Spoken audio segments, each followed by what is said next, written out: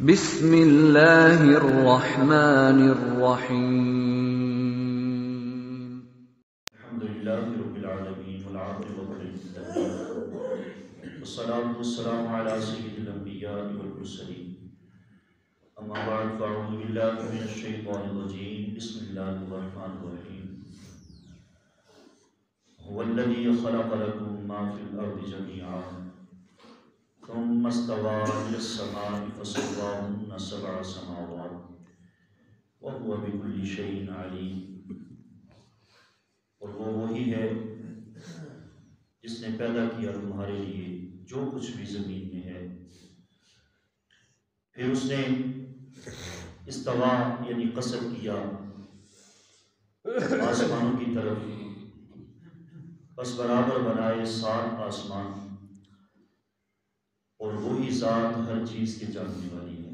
الصلاۃ والسلام علیک یا سیدی یا رسول اللہ، الصلاۃ والسلام علیک یا سیدی یا حبیب اللہ، الصلاۃ والسلام علیک یا سیدی یا رحمۃ للعالمین، وعلی آلک واصحابک یا حبیبی یا سیدی یا محمد رسول اللہ۔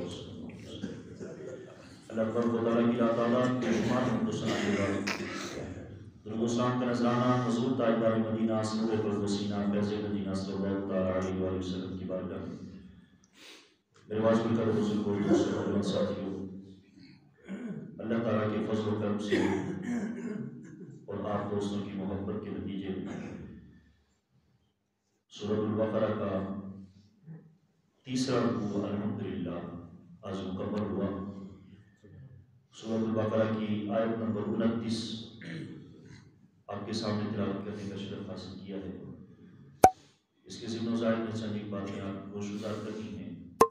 دعا ہے خالق کائنات زبان پر حق جاری فرمائے اور ہم سب کو سن کر عمل کی توفیق عطا فرمائے۔ میرے واجب القدر اس آیت مقدسہ کا پچھلی آیت مقدسہ کے ساتھ بڑا گہرا تعلق ہے کہ پچھلی آیت مقدسہ میں اللہ تبارک و تعالیٰ نے حضرت انسان کی تخلیق کا ذکر فرمایا اور انسان کی بدلتے حالات کا ذکر فرمایا کہ اس زندگی سے پہلے جن جن حالات سے حضرت انسان گزرا اس تخلیق کا ذکر فرمایا، اور اس آیت مقدسہ میں اللہ تبارک و تعالیٰ نے انسان کے لیے جو کچھ بنایا، جو کچھ تخلیق حضرت انسان کے لیے کیا، اس کا ذکر اس آیت مقدسہ میں خالق کائنات نے بیان فرمایا۔ دوسرا تعلق یہ کہ بعض کافرین جو ہیں ان کا ماننا یہ بھی ہے کہ ہمیں پیدا کرنے والا کوئی رب نہیں ہے، نعوذ باللہ من ذالک۔ یہ صرف اتفاقیہ طور پر ہماری تخلیق ہو گئی، وگرنہ ہماری تخلیق کا کرنے والا یا اس پر قادر کوئی ذات موجود نہیں ہے۔ ابھی بھی وہ کہتے ہیں، اس زمانے میں بھی کہتے تھے، ان کے اس دعوے کو رد کرنے کے لیے خالق کائنات نے اس آیت مقدسہ میں نازل فرمایا کہ اگر تمہیں اپنی تخلیق میں کوئی شک گزرے تو پھر ذرا غور کر لو کہ وہ ذات ہے کہ جس نے یہ سارا کارواں جو ہے وہ حضرت انسان کے لیے بنایا ہے۔ اور اے انسان اس چیز پر بھی غور کر لے، جیسے ایک پھل جو ہوتا ہے وہ پک کر تمہارے سامنے آتا ہے، جیسے ایک پھل پیدا ہوا، اے حضرت انسان تیری تخلیق بھی ایسے ہی ہوئی ہے۔ جیسے میں نے پیچھے بھی عرض کیا تھا کہ زمین مثل ماں کے ہے، آسمان مثل باپ کے ہے، اور آسمان سے جو پانی آتا ہے وہ مثل نطفے کے ہے اور پھل مثل انسان کے ہے۔ اے انسان، جیسے اس پھل کی تخلیق اس خالق نے بنائی ہے، ایسے ہی تیری تخلیق بھی ہوئی ہے۔ تو جس کو شک گزرے کہ میرا پیدا کرنے والا کوئی نہیں، تو وہ اس روئے زمین پر تھوڑا سا غور کر لے۔ آئیے ذرا غور کیجیے اس آیت مقدسہ میں خالق کائنات نے جو موتی ہمارے لیے، جو ہیرے جواہرات ہمارے لیے رکھے ہیں، ان پر تھوڑا سا غور کرتے ہیں۔ خالق کائنات نے فرمایا والذی خلق لکم، والذی، بعض اوقات اللہ تبارک و تعالیٰ کی رحمت کو ظاہر کرنے کے لیے یہ لفظ بولا جاتا ہے، بعض اوقات اللہ تبارک و تعالیٰ کی قدرت کو ظاہر کرنے کے لیے یہ لفظ بولا جاتا ہے، اور بعض اوقات کسی بندہ خاص کی عظمت کو ظاہر کرنے کے لیے یہ لفظ بولا جاتا ہے، جیسے والذی ارسل رسولہ۔ اے حضرت انسان، وہ وہی ذات ہے جس نے اتنا پیارا، اتنا خوبصورت، اتنا لجبال نبی یہاں بھیجا ہے، وہ وہی ذات ہے، وہ وہی قدرت والی ذات ہے، جس نے مجھے پہچاننا ہو وہ میرے عظمتوں والے اس نبی کو دیکھ لے، وہ اس کی عظمت کو پہچان لے۔ اسی لیے صوفیہ اکرام فرماتے ہیں کہ جو انسان اپنے آپ کو پہچان گیا، اپنی ذات کی پہچان اس کو ہو گئی، اس کو خالق کائنات کی پہچان ہو گئی۔ رب ذوالجلال نے فرمایا والذی، یہاں قدرت اور رحمت دونوں ہی مراد لیے جا سکتے ہیں۔ خالق کائنات نے فرمایا والذی، وہ وہی ذات ہے خلق لکم۔ اس لفظ سے پتہ چلا کہ روئے زمین میں جو کچھ بھی ہے، چاہے زمین پر ہے یا زمین کے اندر موجود ہے، وہ سب حضرت انسان کے لیے ہے، سب کچھ حضرت انسان کے لیے پیدا کیا گیا ہے، چاہے دیکھنے میں وہ انسان کو فائدہ دینے والی چیز ہو، یا انسان کی عقل میں وہ انسان کو نقصان دینے والی چیز ہو، حتیٰ کہ زہر قاتل جو ہے جس سے انسان اس کو استعمال کرنے سے انسان کا قتل ہو جاتا ہے، وہ زہر قاتل سانپ، بچھو، یہ بھی حضرت انسان کے فائدے کے لیے پیدا کیے گئے۔ یہ ہماری عقل ہے، یہ سانپ جو ہے حالانکہ اگر ڈس دے تو انسان بچنا مشکل ہوتا ہے، لیکن اسی سانپ کو اگر کوئی قابل حکیم اس کا کشتہ تیار کرے تو یہ سانپ جو ہے کئی بیماریوں کا علاج ہے، اس سانپ کا زہر جو ہے کئی بیماریاں اس سے دور ہوتی ہیں۔ یوں ہی کالے بچھو کے بارے میں ذکر ہوتا ہے کہ اس کا زہر جو ہے یہ بھی کئی بیماریوں کا علاج ہے، بے شمار بیماریوں کا۔ تو یہاں رک کر میں یہ عرض کروں، بعض کم عقل کہتے ہیں، یوں ہی ایک طالب علمی کے دور میں میرے دوست نے ایسے ہی مذاقیہ طور پر استاد صاحب سے فرمایا، اللہ پر و تعالیٰ ان کو خوشیاں عطا فرمائے اور لمبی زندگی عطا فرمائے۔ میرے استاد تھے اسحار اللہ صاحب، قاری اسحار اللہ، پٹھان تھے ویسے، وہ بڑے خوش اخلاق تھے۔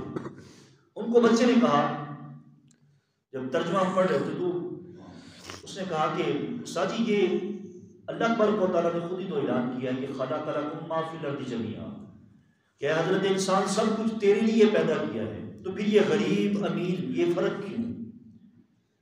جب دولت میرے لیے پیدا کی گئی ہے تو مجھے کم دولت کیوں عطا کی گئی؟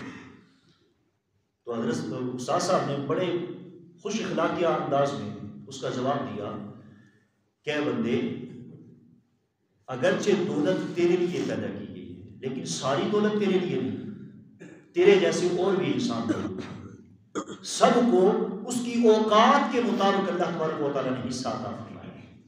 اگر ساری دولت تیرے حوالے کر دی جائے، اس کی مثال یوں بھی سمجھ لیجیے، اگر کوئی قابل حکیم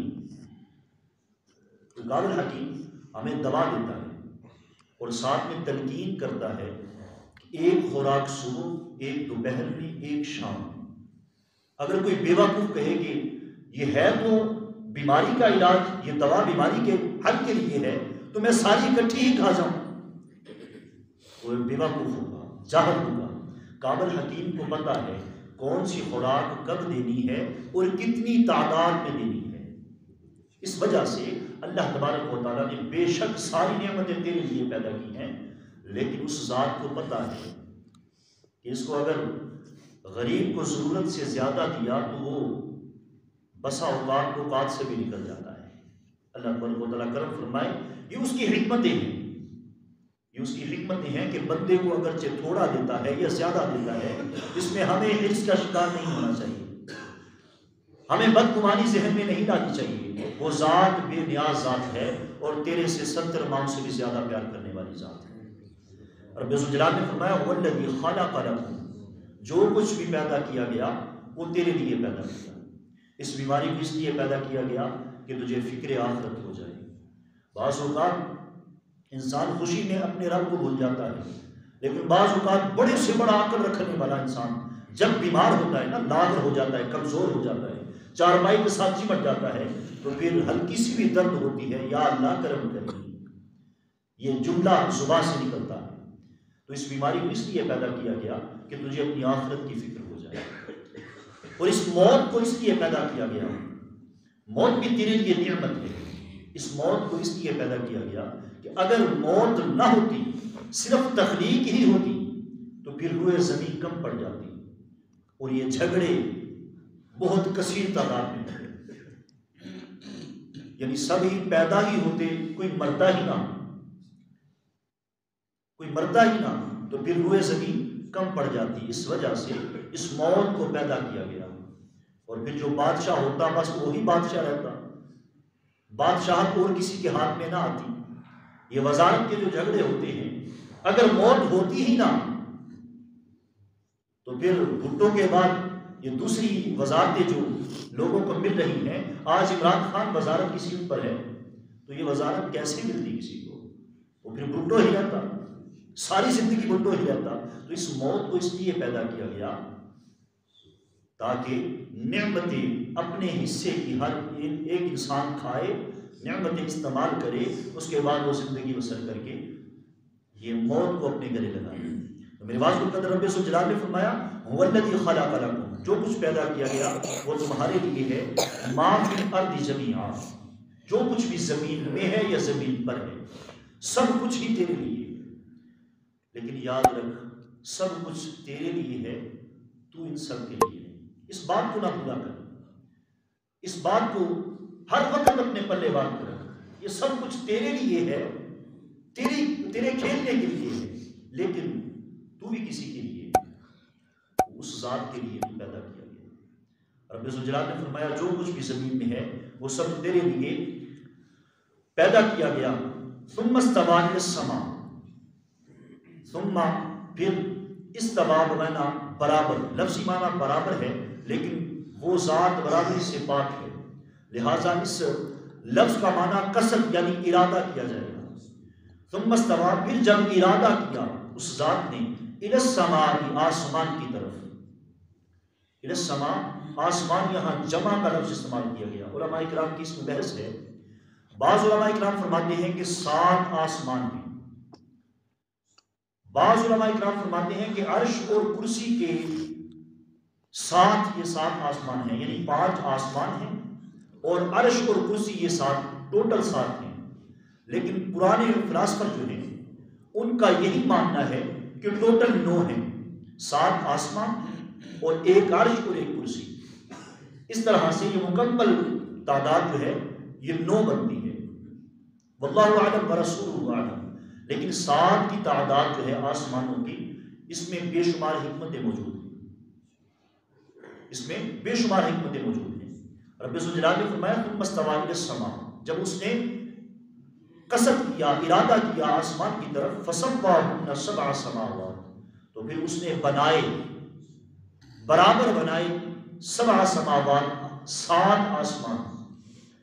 یعنی برابر کا مطلب یہ کہ نہ کوئی اونچا نہ کوئی نیچا، نہ اس میں کسی قسم کا کوئی سوراخ یا شگاف، بالکل ترتیب کے ساتھ، سونے طریقے کے ساتھ جیسے بنانے چاہیے تھے ویسے بنائے. اور یہ بھی یہاں میں عرض کر دوں کہ اصل مقصود زمین ہے، اصل مقصود بنانے کا زمین ہے. زمین انسان کے لیے ہے اور آسمان زمین کی آبادی کے لیے پیدا کیا گیا ہے.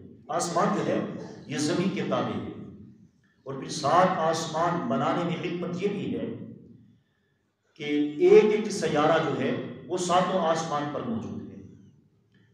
اگر سورج جو ہے 4تھے آسمان پہ نہ ہوتا، پہلے آسمان پہ ہوتا، چونکہ سورج کے ساتھ یہ گرمی اور سردی کا یہ جو موسم تبدیل ہوتا ہے، سورج جب قریب آ جاتا ہے تو پھر گرمی ہوتی ہے، جب یہ دور چلا جاتا ہے تو پھر یہ سردی ہو جاتی ہے. اور یہ چاند جو ہے سورج کے تپش کے ذریعے پھل پکتے ہیں اور چاند کی روشنی کے ذریعے ان پھلوں میں خوشبو پیدا ہوتی ہے، لذت پیدا ہوتی ہے۔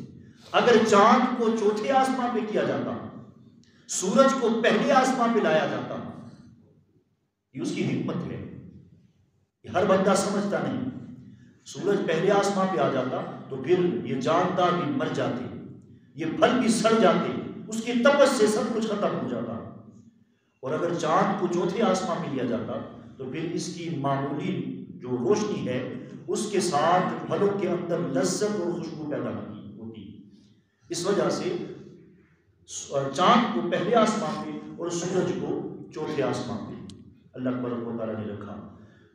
تو رب ذوالجلال نے فرمایا وَهُوَ بِكُلِّ شَيْءٍ عَلِيمٌ، اس ذات نے جو کچھ بنایا ہے جیسا بنانا چاہیے تھا وہ ہر چیز کو جانتی ہے۔ اس لفظ میں، اس جملے میں اشارہ اس طرف بھی ہے، اے حضرت انسان، جیسے وہ ذات ہر ذرے کو جانتی ہے، ہر ذرہ اس کے علم کے اندر ہے، یوں ہی تیرے جسم کا ہر ذرہ اس کے علم کے اندر موجود ہے۔ اگرچہ تیرے جسم کے ذرے ذرے ہو جائیں، ہوا میں اڑ جائیں یا جل کر راکھ ہو جائیں، اس کے باوجود بھی اس کے علم میں موجود ہے کہ کون سا ذرہ کس جسم کا ہے۔ لہٰذا اے حضرت انسان، اگرچہ تیرے ذرے ہوا میں اڑ جائیں لیکن اس کو بنانے میں، اس کو اکٹھا کرنے میں اور دوبارہ روح پھونکنے میں دیر نہیں لگے گی۔ تو انسان آج بھی وقت ہے، توبہ کر لے، اس ذات کو مان جا۔ یہ کافرین کے لیے یہ آیت مقدسہ اتری اور ہمارے لیے بھی بے شمار، اس میں بے شمار جو ہیرو جواہرات ہیں خالق کائنات نے ہمارے لیے بھی، کہ اپنی موت کو ہر وقت ہمیں یاد رکھنا چاہیے۔ رب ذوالجلال کی بارگاہ میں دعا ہے انشاءاللہ عز و جل اس آیت مقدسہ کے زیر تحت چند ایک باتیں اور بھی ہیں، اور انشاءاللہ عز و جل زندگی رہی تو کل عرض کی جائے گی۔ دعا ہے خالق کائنات حق شناسی کی توفیق عطا فرمائے، اللہ تبارک و تعالیٰ قرآن پاک کو سمجھنے کی، سمجھ کر عمل کرنے کی بھی توفیق عطا فرمائے۔ آمین آمین۔